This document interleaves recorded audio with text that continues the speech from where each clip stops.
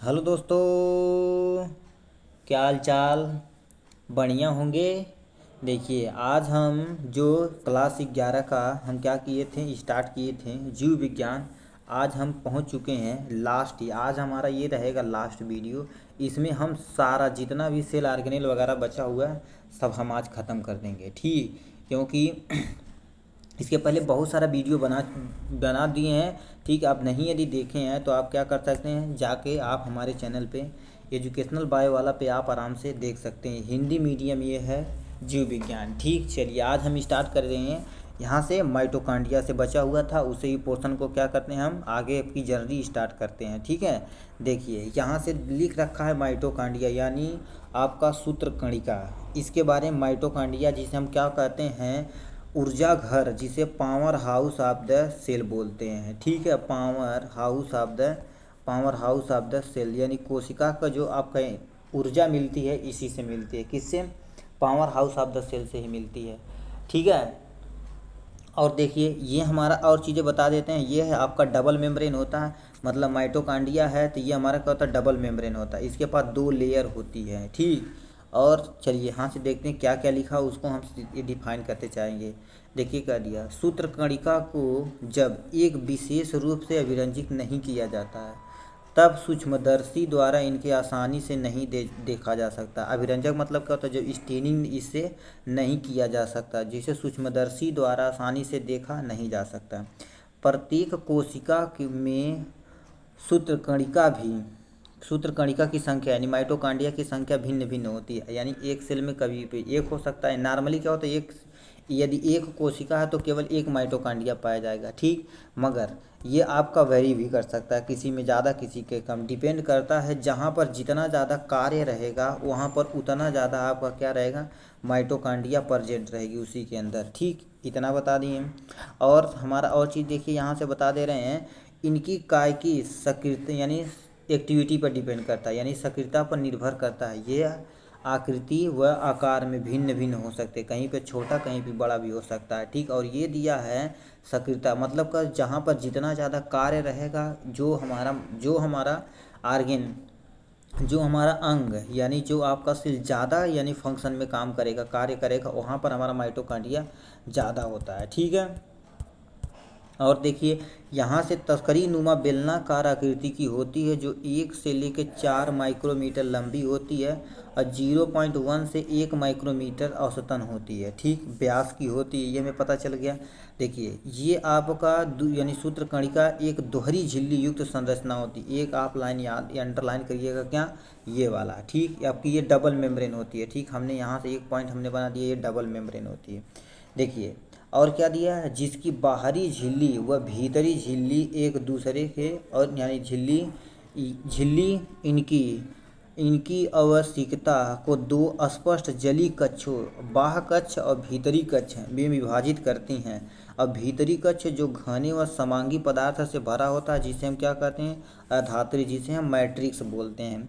इसके कहने का मतलब क्या होता है, हम आपको दोबारा बता रहे हैं, ठीक। देखिए ये मान लेते हैं हमारा क्या है, माइटोकांड्रिया है, ठीक। यहाँ से स्ट्रक्चर बनाते, ये हमारा क्या होता है, ये डबल लेयर है। वही तुमसे कह रहा, दोहरी परत होती है, डबली परत होती है, ठीक। इसके अंदर हमारा ये देखिए दोहरी परत होती है, एक हमारा आउटर होता है, एक हमारा ये आउटर बाहर वाला है, ठीक। बाहर वाला सही बन जाए भाई, तू कहाँ कर रहा है यार, कहाँ बेइज्जती करा रहा है, ठीक। ये हमारा इनर वाला होता है। तो इनके बीच में जो स्पेस होता है, ये स्पेस होता है जिसे हम पेरी मेट्रियल यानी पेरी माइटोकांडियल स्पेस बोल सकते हैं, ठीक। इसे क्या बोलते हैं, पेरी माइटोकांडियल स्पेस। दो के बीच में जगह पाया जाता है, इसलिए हम क्या होते हैं, पेरी माइटो स्पेस बोलते हैं, ठीक है।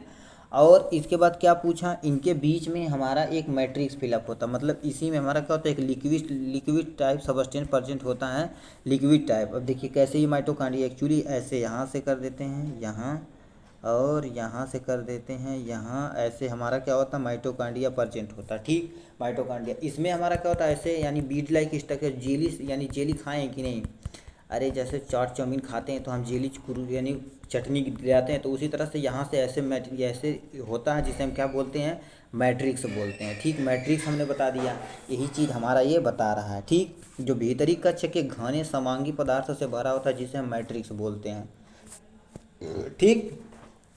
और क्या दे रखा है, इसे हम देख लेते हैं आगे। ठीक, चलिए और देख लेते हैं यहाँ से।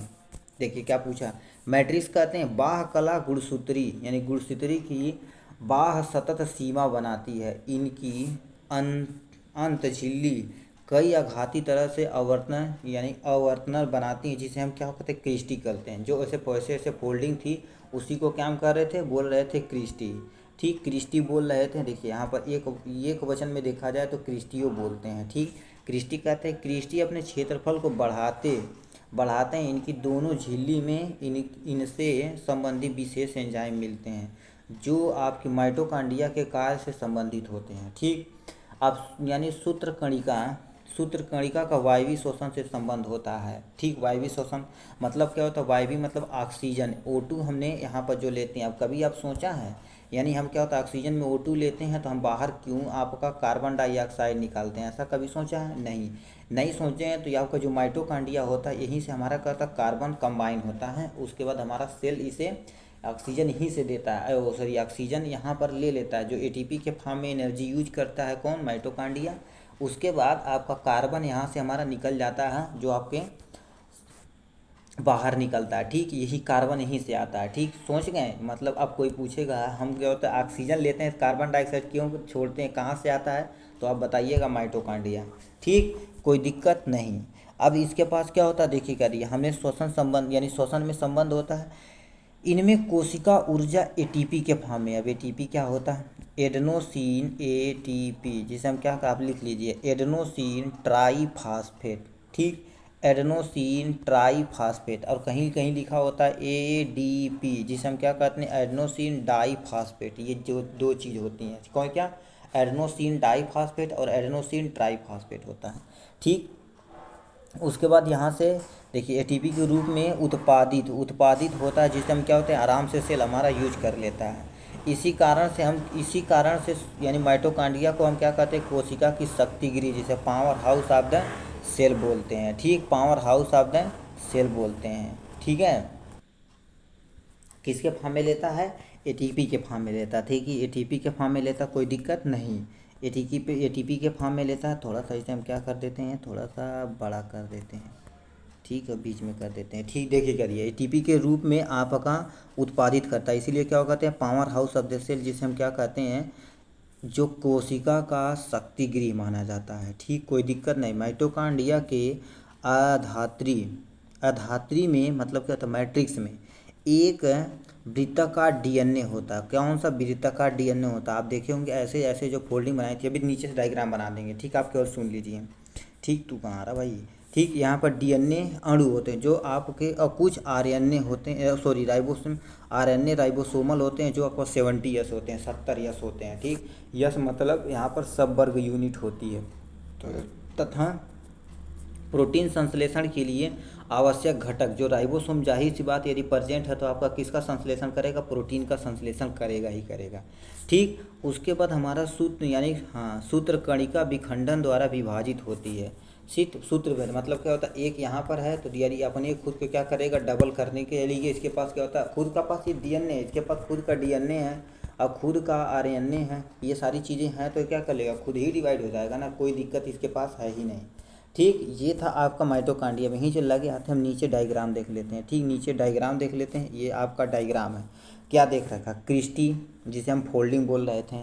ठीक, क्रिस्टी समझ गए। अब यहाँ से देखो करिए, अंतर झिल्लिका और यानी इसे क्या कहते हैं, आपका आउटर, सॉरी यहाँ से आपका आउटर है और यहाँ से इनर है। ठीक, इनर है मतलब क्या होता है, एक लाइनिंग, सिंपल सा बता देते हैं, एक लाइन ये हो गई, एक लाइन में हो गई, तो ये आपका क्या होता है, आउटर हो गया, ये आपका इनर हो गया। इनके बीच में ये जो वाला स्पेस है, इसी को क्या कहते हैं, अंतर झिल्ली अवकाशिका बोलते हैं। ठीक, और क्या पूछा है, अघात्री, जिसे हम मैट्रिक्स बोलते हैं। ठीक, मैट्रिक्स क्या होता है, ये जेली लाइक सब्सटेंस प्रेजेंट होता है किसमें, माइटोकांड्रिया, जिसे हम मैट्रिक्स बोलते हैं। ठीक है, मैट्रिक्स बोलते हैं। और क्या पूछा, भीतरी झिल्ली आप याद रखिएगा, भीतरी झिल्ली में क्या होता है आपका, जब हम पढ़ेंगे इलेक्ट्रॉन ट्रांसपोर्ट सिस्टम, इसी के अंतर्गत होता है, एक क्वेश्चन आप इससे। और हमारा मैट्रिक्स ये जो है, इसी में हमारा क्या होता है, एक्चुअली देखा जाए तो क्रेब साइकिल, कौन सी साइकिल, कलर थोड़ा सा ऐसा ले लेते हैं। ठीक है, कौन सा साइकिल, यहाँ से।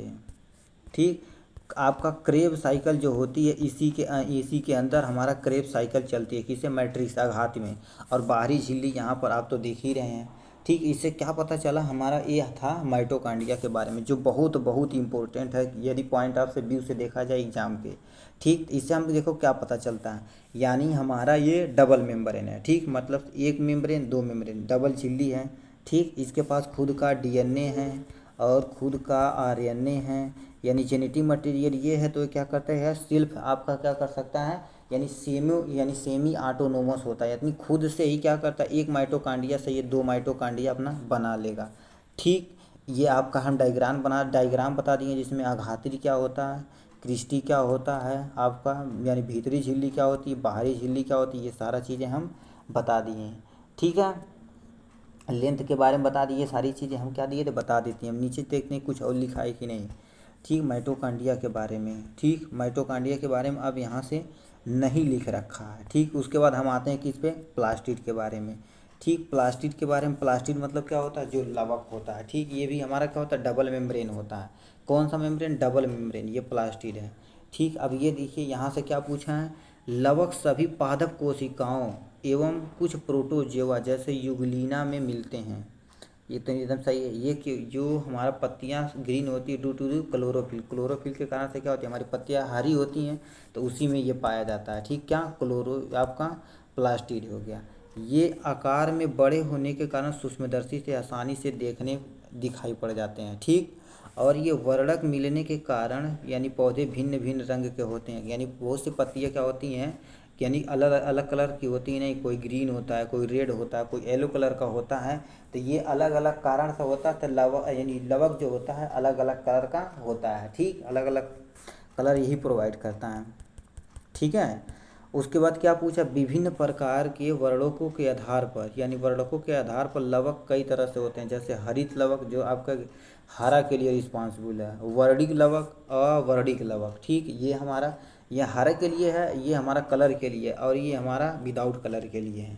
ठीक, अब ये था यानी कलर के बारे के बानी या आपके बारे से, ये आपका लवक। अब देखते हैं नीचे कितना हमारा है, उसी देखते हैं। पहला देखिए, पर्ल रहित, जिसे हम क्लोरोफिल बोलते हैं, प्रत्येक यानी लवणों में लवकों में आपका पर्ल हरिम लवण वर्णक वर्णक में केरोटोनाइड, यानी केरोटोनाइड वर्णक होता है, जो प्रकाश संश्लेषण के लिए आवश्यक प्रकाशीय ऊर्जा को संचित करने में रखने में कार्य करता है। ठीक, संचित करने में काम करता है। केरोटोनाइड जो आपका गाजर किस कलर का होता है, येलो कलर का होता है, तो यही आपका रिस्पॉन्सिबल है। ठीक, कौन, यही आपका रिस्पॉन्सिबल है। उसके बाद क्या पूछा, रखने में कार्य करता है, वह यहाँ थे वर्णी लवकों में वसा विलेय केरोटोनाइड जैसे होते हैं, जैसे आपका कैरेटीन होता है, जेंथोफिल होता है, अन्य दूसरे भी मिलते हैं। ठीक, इसी कारण से पादप में पीले रंगीन यानी रंगीन लाल रंग दिखाई देता है। ठीक, इसी के कारण से। ठीक, ये अलग अलग डिपेंड करता है कैसा रहेगा। ठीक है, उसके बाद क्या पूछ यहाँ से दिया ये लाइन, अवर्णिक लवकों विभिन्न आकृति व आकार के रंगहीन लवक होते हैं, जिसमें खाद्य पदार्थ संचित होता है, जिसे हम क्या कहते हैं, मंड लवक बोलते हैं, जिसे स्टार्च के रूप मंड के रूप में कार्बोहाइड्रेट संचित होता है, जैसे आलू हो गया। आलू में देखते हैं क्या होता है, यही आपका जो पर्ण यानी ये आपका ये लवक है। ठीक, इसी के आलू के फार्म में पाया जाता है। ठीक, यहाँ पर देखिए, और यहाँ से हमें दे रखा तेल लवकों में, यही हमारा क्या होता है, तेल लवकों, जैसे तेल हो गया, वसा हो गया, कौन सा, तेल लवकों में तेल और वसा हो गया, और प्रोटीन लवकों में प्रोटीन का भंडारण करता है। ठीक, प्रोटीन का भंडारण करता था। ये था आपके बारे में लवक के बारे में। ठीक, नीचे दे रखा है हमारा और भी स्टेटमेंट, इसे हम देख लेते हैं। देखिए क्या दिया, हरे पौधों में अधिकतर, हरे पौधे में तू कहाँ जा रहा भाई, इतना खतरनाक, हरित यानी क्या होता, हरे पौधों में अधिकतर आपका हरित लवक पत्ती के आपके पर्णमध्य कोशिकाओं में पाए जाते हैं।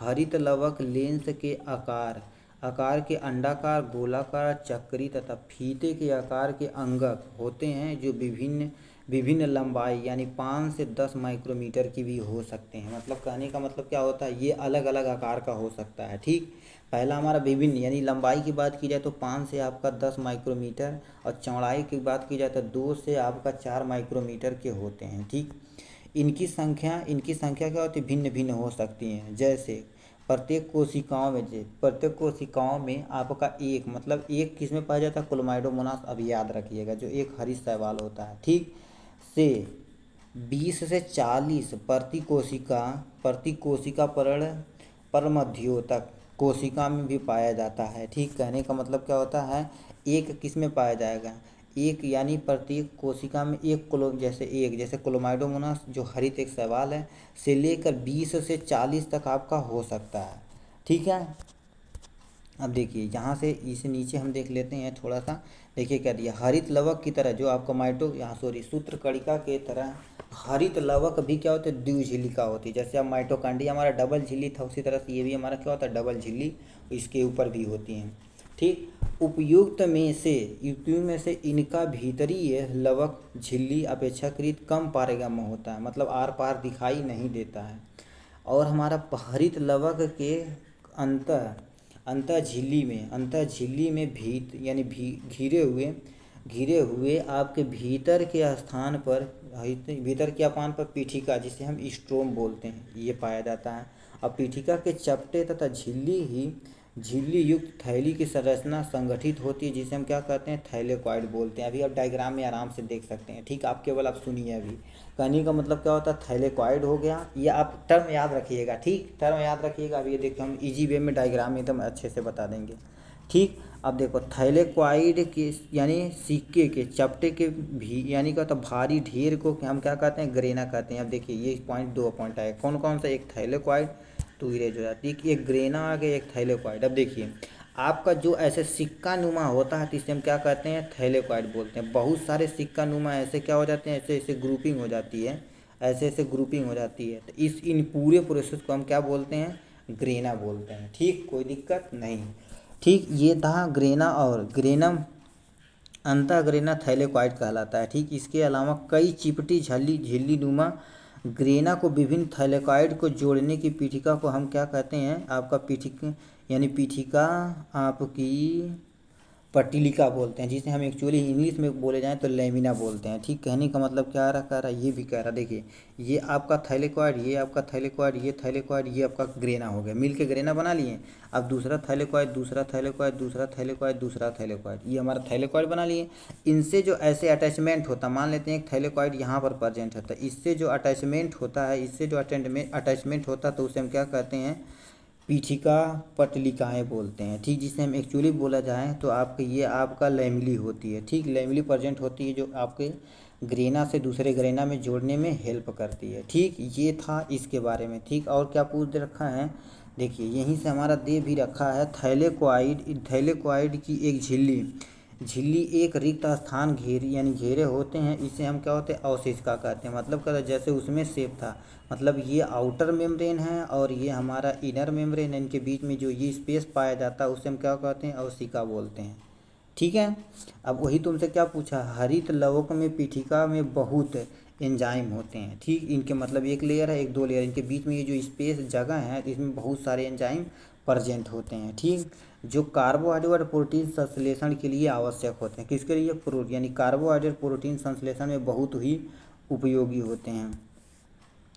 इनमें छोटा आपका द्विलड़ी और वृत्ताकार डीएनए अणु व राइबोसोम मिलते हैं। हरित लवक थैलेकॉइड में उपस्थित होते हैं। हरित लवक में पाए जाने वाले राइबोसोम कौन से होते हैं, 70S होते हैं। आपका जो हम माइटोकॉन्ड्रिया पढ़े उसमें भी 70S था। ठीक, आपका राइबोसोम 70S था, और कोशिका द्रव्य को यानी राइबोसोम में आपका 70S से छोटा होता है। ठीक, ये था आपके बारे में, किसके, आपका थैलेकॉइड के बारे में। ठीक, अब इसी का हम डायग्राम यहाँ देख लेते हैं, आपके सामने ये रहा डायग्राम। ठीक, ये रहा डायग्राम, तो हम आपको बता देते हैं। ठीक है, बता देते हैं क्या क्या है इसमें। ठीक, देखिए ये आपके सामने डायग्राम है, तो इसे हम देख लेते हैं, तो आपको बताते हैं। ये आपका बहुत ही इम्पोर्टेंट है पॉइंट, किसी भी पॉइंटर वाइज से दे सकते हैं। ठीक, क्योंकि इस पर 60 नोट भी पूछ सकता है। ठीक, ये सारी चीज़ें आपसे पूछता है इसमें।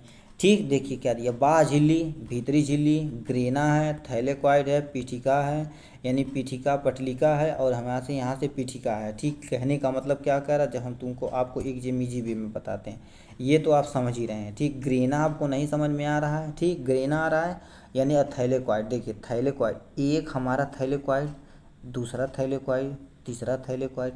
अब देखिए क्या, ये बहुत सारे थैलेकॉइड ऐसे मिलके क्या बनाते हैं आपके, ये ग्रेना बनाते हैं। क्या, ग्रेना बनाते हैं। तो ग्रुप ऑफ थैलेकॉइड को क्या कहते हैं, यानी थैलेकॉइड के समूह को हम ग्रेना बोलते हैं। ठीक, अब बहुत सारे देखिए करिए, एक यहाँ थैलेकॉइड होगा, दूसरा थैलेकॉइड, तीसरा, इसे देखो करिए अटैचमेंट ऐसे आया कि नहीं, तो अटैचमेंट को हम क्या कहते हैं, पीठी यानी पीठिका पटलिका बोलते हैं, जिसे हम मिडिल लेमिला बोलते हैं। ठीक है, ये था आपके किसके बारे में, हरित लवक के बारे में। ठीक, अब यहीं पर हम लगे हाथे क्या देख लेते हैं, राइबोसोम, जो बहुत ही इम्पोर्टेंट है। ठीक, राइबोसोम देख लेते हैं, थोड़ा सा ऊपर हो जा, हाँ। ठीक, देखिए क्या दिया, ये आपके सामने राइबोसोम है। जॉर्ज पैलाडे कितने में, 1953 में, 1953 में इलेक्ट्रॉन सूक्ष्मदर्शी के द्वारा सघन कणिकामय संरचना राइबोसोम को सर्वप्रथम देखा था। ठीक, ये हमारा राइबो न्यूक्लिक अम्ल और प्रोटीन के बने बने और किसी भी झिल्ली से घिरे नहीं होते हैं। ये मतलब इसके पास, ये राइबोसोम है, इसके पास कोई भी झिल्ली नहीं प्रेजेंट होती है। ये इसके कहानी का मतलब ये है। ठीक है, और क्या पूछ दिया यहाँ से, देखिए अभी डायग्राम हम आपको बता देते हैं। ठीक, देखिए करिए, यूकैरियोटिक राइबोसोम में 80S पाया जाता है, और प्रोकैरियोटिक कोशिका में राइबोसोम आपका 70S पाया जाता है। प्रकार के होते हैं, प्रत्येक राइबोसोम में उप इकाइयाँ बड़ी व छोटी होती हैं। ठीक, बड़ी व छोटी होती हैं, जिसे यानी उप इकाइयाँ होती हैं, जिसे हम क्या करते हैं, यस मतलब सर यानी क्या होता है, स्वेडनबर्ग यूनिट होती है। ठीक, जिसे अवसादन गुणांक भी हम कहते हैं। ठीक, अवसादन गुणांक को प्रदर्शित करते हैं। यह हमारा अपरोच के रूप में आकार व घनत्व को व्यक्त करता है, जो यानी दोनों को 70S और 80S राइबोसोम की दो उप इकाइयाँ होती हैं। उप इकाइयाँ मतलब क्या होता है, ये मान लेते हैं 80S है, ये आपका 70S है। ठीक, यस है, तो ये टूटती हैं। ठीक, किस किस बीच में टूटती हैं, इसे हम आपको यहाँ से सामने बताते हैं। देखिए क्या दिया, ये आपका यानी किसका संरचना है, सॉरी यहाँ से क्या कर रहे हैं भाई, सॉरी, देखिए ये संरचना है किसका, आपका राइबोसोम का संरचना। देखिए करिए, ये बड़ी यूनिट है, ये आपकी यानी उप इकाई छोटी होती है। ये दोनों मिलके क्या करते हैं, दोनों आपके राइबोसोम बनाते हैं। ठीक है, राइबोसोम आपको पता चल गया। ठीक, इसी के लगे हाथ ही हमारा नीचे है आपका, कितना है आपका यहाँ से, यानी साइटोस्पिंजर, जिसे हम साइटोस्केलेटल बोलते हैं। ठीक, साइटोस्केलेटल क्या होता है, सेल ऐसे क्या होता है, यानी दब न जाए, तो इसके अंदर ऐसे ऐसे स्ट्रक्चर होता है, जिसे हम क्या कहते हैं, साइटोस्केलेटल बोलते हैं। ठीक, इससे पढ़ते हैं, प्रोटीन युक्त विस्तृत जालिकाएं तंतु जो आपकी कोशिका द्रव्य में मिलता है, जिसे हम क्या कहते हैं, यानी साइटोपंजर बोलते हैं। ठीक, कोई दिक्कत नहीं। कोशिका में मिलने वाली साइटोपंजर के विभिन्न कार्य होते हैं, जैसे यानी क्या होता है, यांत्रिक सहायता करता है, गति करता है, कोशिका के आकार को बनाए रखने में उपयोगी होता है। ये साइटोस्केलेटल बना दिए ऐसे, ये होता तो इसे पचकने न दिया जाए, तो इसके लिए क्या होता है, साइटोस्केलेटल बना दिया जाता है। ठीक, जो आपका प्रजेंट होता है। ठीक, देखिए आप यहाँ से हम बता दिए साइटोस्केलेटल के बारे में, राइबोसोम के बारे में थोड़ा सा हम कुछ और बता देते हैं, क्योंकि यहाँ से मान लेते हैं कोई 70S को किस में तोड़ा जाता है, 80S को। अब हम 80S को बता देते हैं किस में, आपका 60S में टूटता है और 40S में टूटता है। बट आपका 70S जो होता है 50S में टूटता है, और हमारा 30S में टूटता है। ये था आपके टूटने के आधार पर है। ठीक, टूटने के आभार क्या, और फिर यश कोई पूछे तो आपका कौन से बताइएगा, सोडरबर्ग नामक वैज्ञानिक ने इसे खोजा था, इसीलिए यूनिट को हम क्या कहते हैं, यश को सोडरबर्ग यूनिट भी बोलते हैं। ठीक, अभी हम साइटोस्केलेटल पढ़ लिए, जो आपका क्या करता है, एक फ्रेम बनाता है, जो आपका करता है सपोर्ट प्रोवाइड करता है। देखिए क्या यहाँ से सहायता प्रोवाइड कर रहे भाई, देखो सहायता करता है, गति करता है, कोशिका के आधार को बनाए रखने के में सब में हेल्प करता है। ठीक, अब यहीं से हमारा क्या होता है, एक हमारा सबसे मोस्ट इम्पोर्टेंट पोर्शन है, जिसे हम क्या बोलते हैं आपका, जिसे हम फ्लैजिला बोलते हैं। ठीक, फ्लैजिला के बारे में हम थोड़ा सा देख लेते हैं, यहाँ से तू कट जा भाई। ठीक, देखिए क्या दिए, ये आपका फ्लैजिला होता है। फ्लैजिला आप पहले ही पढ़ चुके हैं कि छोटे ही क्लासों में फ्लैजिला किसे एक्चुअली कहा जाता है। ठीक। फ्लैजला, देखिए फ्लैजला तू ही जो देखिए करिए फ्लैजला, जिसे एक यानी क्या होता है पक्षभिकाएँ बोलते हैं। वह आपकी कशाभिकाएँ, एक वचन कशाभिका बोलते हैं। रोम सदृश, रोम सदृश वगैरह सारा चीज़ इतना हम छोड़ते हैं, हम आपको सिंपल सा बताते हैं। आप जो छोटे ऑर्गेनिज्म ऐसे देखे होंगे, ठीक, इनके पीछे ऐसे क्या होता है पूंछ लाइक स्ट्रक्चर होता है जिसे हम फ्लैजला बोलते हैं। ये क्या करता है आपका गति में हेल्प करता है, मतलब लोकोमोशन में, एक जगह से दूसरे स्थान में यदि इससे जाना है माइक्रो ऑर्गेनिज्म को तो इसकी सहायता से जाता है। इसके ऊपर ऐसे छोटी छोटी होती हैं जिसे हम बोलते हैं क्या, सीलिया बोलते हैं। तो इसे हमें क्या करना है, सीलिया एंड फ्लैजला, ठीक। सीलिया ऐसे जो छोटा छोटा स्ट्रक्चर होता है उसे हम पछाव बोलते हैं, ठीक। और बहुत सा ये देखो कदिया ऐसे ऐसे होता है जो क्या होता है छोटा होता है और इनकी संख्या ज़्यादा होती है जिसे हम क्या कहते हैं, सीलिया बोलते हैं, ठीक। अब फ्लैजला किसे देखते हैं, सीलिया एंड फ्लैजला। फ्लैजला क्या होता है, फ्लैजला हमारा बड़ा होता है और क्या होता है स्ट्रांग होता है, ठीक, बड़ा होता है और गति में हेल्प करता है, ठीक। यही हमारा क्या होता है, इतने बारे में हम लिख सकते हैं, ठीक। अब कोई यहाँ से देखो करिए, यहाँ से सीलिया, सीलिया हो गया, ठीक। अब फ्लैजला किसका बना होता है, एक फ्लैजलिन नामक प्रोटीन होता है, क्या इसका हमारा फ्लैजिलीन, फ्लैजलिन नामक प्रोटीन होता है जो आपका इसी से ये बना होता है, ठीक। फ्लैजलिन नामक प्रोटीन होता है जो इसी से बना होता है, ठीक है। और हमारा क्या दे रखा है, यहीं से हमारा देखिए क्या दिया, यूकैरियोटिक कोशिका में ये यानी यानी यूकैरियोटिक कोशिकाओं में भिन्न भिन्न हो सकते हैं। अब यहाँ से देखिए क्या दिया, ये हम स्टेटमेंट पढ़ते हैं। इलेक्ट्रॉन माइक्रो सूक्ष्मदर्शी के अध्ययन से पता चला कि आपकी सीलिया व फ्लैजला जीव द्रव झिल्ली से ढके होते हैं। इनके कोर को असूत्री कोर, असूत्री कोर बोलते हैं। क्या बोलते हैं, असूत्री कोर, जिसे हम क्या कहते हैं, एक्जीनियम बोलते हैं, ठीक। आप अच्छे सूत्री याद रखिएगा तभी काम चल जाएगा। देखिए कई सूक्ष्म नलिकाओं में नलिकाओं का बना होता एक लंबे अक्ष समांतर स्थिति होती है जो अक्ष सूत्र के केंद्र के एक छोटा सा सूक्ष्म जीव नलिका से मिलते हुए नौ दुख अरीय परिधि की व्यवस्था होती है जिसे हम क्या कहते हैं 9+2 अरेंजमेंट बोलते हैं। अभी हम डायग्राम आपको बता देते हैं। 9+2 अरेंजमेंट मतलब क्या होता है, मतलब ये है तो इसके ये वाला हमारा क्या होता है 9 9 है जो दो दो के पे जोड़ा में है, ठीक। बीच में हमारा ऐसे है, इसमें हमारा क्या होता है एक अटैच है जिसे हम 9+2 अरेंजमेंट बोलते हैं, ठीक है। यही हम अभी नीचे देखेंगे, ठीक। आवरण से ढका होता है, देखिए ये आपका सामने 9+2 अरेंजमेंट के लिए ये बता दिया गया, ठीक। ये हमारे सामने आपका है, ठीक। और देखिए ये आपका झिल्ली नुमा यानी क्या होता है जीव द्रव झिल्लियाँ हैं, अपरित आपकी नलिकाएँ हैं, ये हैं, और एक यहाँ पर है अरियडंड है। आप याद रखिएगा, इंग्लिश में तो बहुत ज़्यादा इजी रहेगा, ठीक। 9+2 अरेंजमेंट यहाँ से देखो करिए, 1 2 3 4 5 6 7 8 9, तो 9 तो हमारे 9 लिख दिए। और हमारा 1 और 2 तो 9+2 अरेंजमेंट होता है, तो 9+2 अरेंजमेंट हमें दिखा दिए, ठीक है। ये है 9+2 अरेंजमेंट के बारे में, ठीक। उसके बाद हमारा क्या दे रखा है, और कुछ नीचे दे रखा है, ठीक। यहाँ से उसके बारे में थोड़ा सा हमारा दे रखा है, ठीक है। अब हम देख लेते हैं सेंट्रियोल और सेंट्रियोसोम और सेंट्रियोल के बारे में थोड़ा सा। उसके बाद हम चलते हैं आपका सबसे most important nucleus and chromosome वगैरह के बारे में, ठीक है। क्रोमोसोम वगैरह आपका ये हम पढ़ेंगे। देखिए जिसे हम से सेंट्रियोल बोलते हैं, ठीक। सेंट्रियोल क्या होता है, यहाँ से सेंट्रियोल देखते हैं, थोड़ा सा बड़ा करते हैं। देखिए सेंट्रियोसोम ऑफ द सेंट्रियोल, ये आप अच्छे से कब जानेंगे, जब हम cell cycle and cell division पढ़ेंगे, यानी कोशिका विभाजन पढ़ेंगे, उसमें आपको अच्छे से इसमें याद आएगा आपको। देखिए करिए अब मगर हम बता देते हैं, तारक का तथा तारक केंद्र सेंट्रियोसोम और सेंट्रियोल होता है एक्चुअली क्या बताए जाते हैं। तारक का वह अंगक है जो दो बेलनाकार संरचना से मिलकर बना होता है जिसे हम क्या तारक केंद्र बोलते हैं, ठीक। तारक का है ये आपको पता चल गया, ठीक। ये है, यह क्या होता है अक्रिस्टलीय परिकेंद्रीय द्रव से घिरा होता है। दो आपके तारक केंद्र तारक काय, ये तारक काय में एक दूसरे से लंबवत स्थित होते हैं जिसमें प्रत्येक की संरचना बैलगाड़ी के पहिए की जैसे होती है।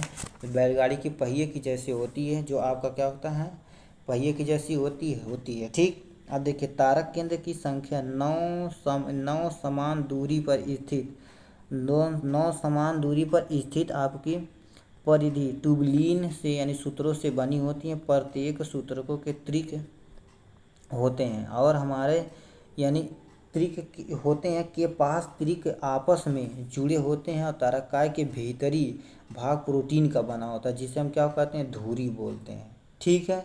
और यहाँ से देखिए ये वाला एक यानी यह है परिधि त्रिक के नलिका से प्रोटीन के यानी प्रोटीन से बने अरीय दंड से जुड़े होते हैं, जिस तारकाय पच्छाव तथा कशाभिका का आधारणीय बनाता है, और तंतु यानी तुर्क तंतु जंतु कोशिका विभाजन में आपका बनाता है। ठीक, कहने का मतलब क्या क्या हम आपको बना देते हैं। देखिए आप ऐसे सेल बनाइएगा, ठीक, यहाँ पर देखो करिए, ये आपका क्रोमोसोम है, एक क्रोमोसोम है, तो इससे जो अटैचमेंट ऐसे जो होता है तो यही हमारा किसका बना होता है, एक्चुअली देखा जाए तो सेंट्रियोसोम का ही हमारा बना होता है, स्पिंडल फाइबर इंग्लिश में बोलते हैं। ठीक, तो ये हमारा क्या था सेंट्रियोसोम के बारे में, जो कोशिका विभाजन के समय क्या होता है, यही हमारा यानी क्या होता है तरकुत बनाता, उपकरण बनाता है। ठीक, अब देखिए यही यहाँ पर लगे आते हैं, हम क्या कर देते हैं, न्यूक्लियस आपका देख लेते हैं कितना इतना है। ठीक, न्यूक्लियस थोड़ा सा बड़ा वाला पोर्शन है। ठीक, मगर हम क्या करेंगे एकदम इजी विजी वे में देखेंगे। ठीक है, देखिए ये आपका केंद्रक यानी न्यूक्लियस आप इसे बोलते हैं। ठीक, ये देखिए क्या दिया है, कोशिकीय अंगक केंद्रक की खोज सर्वप्रथम रॉबर्ट ब्राउन ने किया था। किसने, रॉबर्ट ब्राउन ने 1831 में।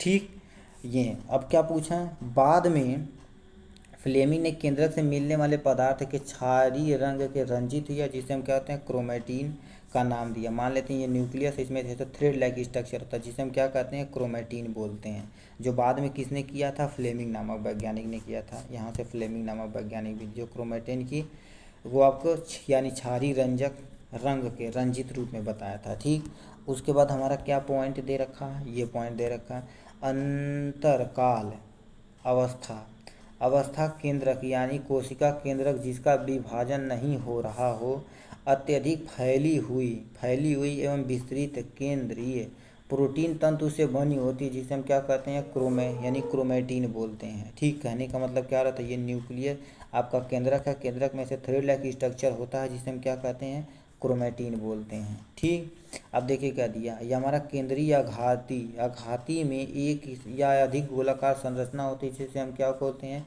केंद्रिक बोलते हैं।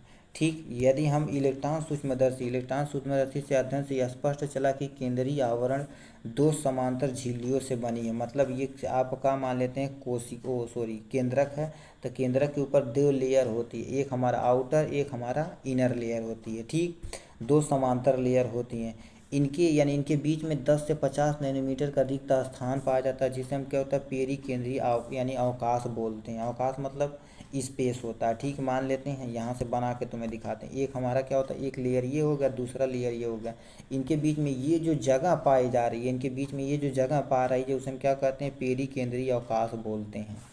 ठीक, कोई दिक्कत तो हो नहीं रहेगी, हम जानते हैं। यह आवरण केंद्रक से यानी मिलने वाले द्रव वह कोशिका द्रव के बीच के अवरोध का काम करती है, और बाह्य झिल्ली समानतः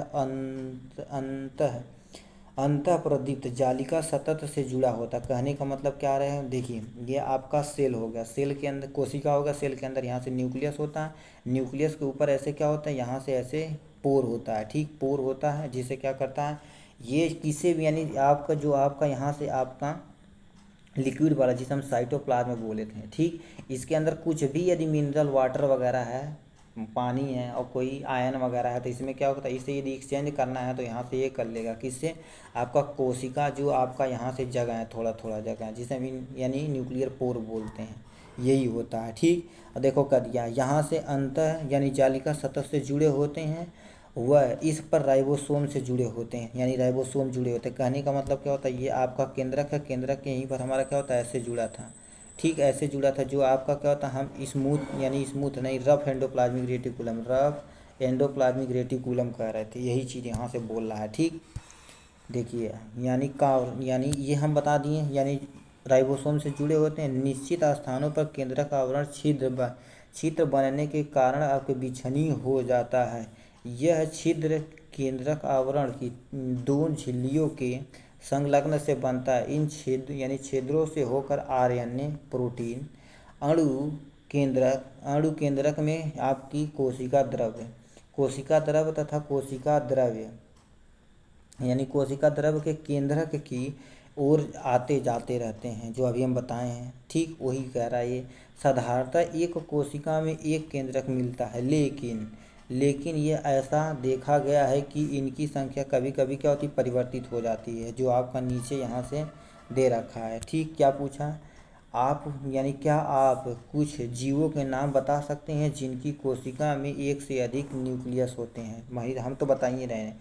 कुछ परिपक्व कोशिकाएं केंद्रक रहित होती हैं, मतलब उसमें केंद्रक रहता भी नहीं है। जैसे हम पढ़ चुके हैं, आरबीसी पढ़ चुके हैं कि नहीं, सीब ट्यूब पढ़ चुके हैं कि नहीं। ठीक, आरबीसी पढ़ चुके हैं। जो आप जाइलम फ्लोएम पढ़ेंगे तो उसमें हम बताया जाएंगे सीब ट्यूब एक होता है जिसके पास भी न्यूक्लियस नहीं होता। आप आरबीसी याद रखिएगा। ठीक, देखो का दिया आपका आरबीसी होता है आपका संवहनी पौधों में, आपका चलानी नलिका जो होती है जिसे सीव ट्यूब कहते हैं, उसमें भी नहीं न्यूक्लियस होता है। ठीक है, अब यहाँ से नेक्स्ट यहाँ से देखो कर दिया केंद्र की आघात, यानी केंद्र की आघात कहते कहते मतलब केंद्रक के अंदर जो मैट्रिक्स होता है या केंद्रक द्रव में केंद्रिक यानी केंद्रिक क्रोमेटिन मिलता है और गोलाकार केंद्रीय केंद्रक में होता प्रेजेंट होता है। ठीक, क्रोमेटिन तो आप अच्छे से समझ ही रहे हैं। ठीक है, कितना बड़ा है यार, तुम अभी यहाँ से देखिए कोई दिक्कत नहीं, एक पैराग्राफ और है।